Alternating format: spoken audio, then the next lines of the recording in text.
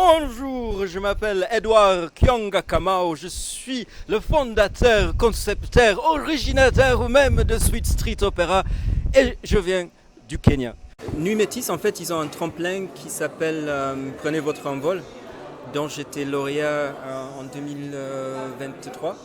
Et donc c'est dans ce cadre-là que, on bosse ensemble et on collabore ensemble. Et je pars dans 2 semaines au Kenya avec l'Alliance française, résidence de 10 jours, retour en France, tout un tas de trucs qui sont vraiment chouettes. Moi, ça fait depuis 5 ans que je ne suis pas retourné au Kenya et j'y ai pas vécu depuis 20 ans. Donc je voulais mettre en place un échange un peu pour comment dire, retisser un lien avec mon pays. Et c'était une bonne occasion pour faire ça. Du coup, j'ai proposé d'écrire une chanson ensemble autour des Jeux Olympiques. Voilà. Et ce titre s'appelle Running for Gold. Et normalement, on le termine la semaine prochaine et c'est quelque chose qu'on essaie de pousser ensemble comme ça.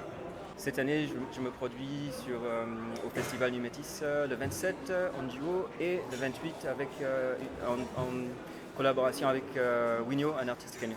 T'as entendu sa voix? Ah ouais.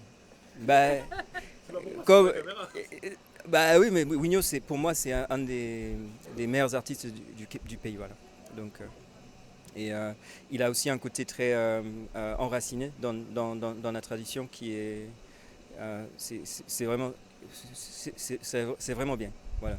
Partir là-bas, 10 jours, on fait un concert là-bas, puis on revient ici faire le spectacle qu'on va créer. Ça s'appelle Rumba Benga to the World.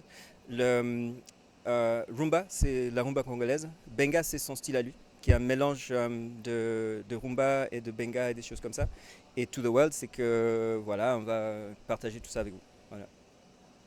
Et donc j'adore les belles mélodies, l'écriture de la chanson un peu à l'ancienne, un peu classique, et puis les rythmes afro. Et ma mère vient de l'Angleterre, donc de Liverpool, et du coup j'écoutais aussi beaucoup les Beatles, et du coup j'ai appris la guitare comme ça. Et après j'ai appris le folk, plein d'autres styles, et voilà. Mais la base c'est ça pour moi. Afro-poppy, on parlait tout à l'heure de ce mélange entre la musique occidentale, le folk et les rythmes africains.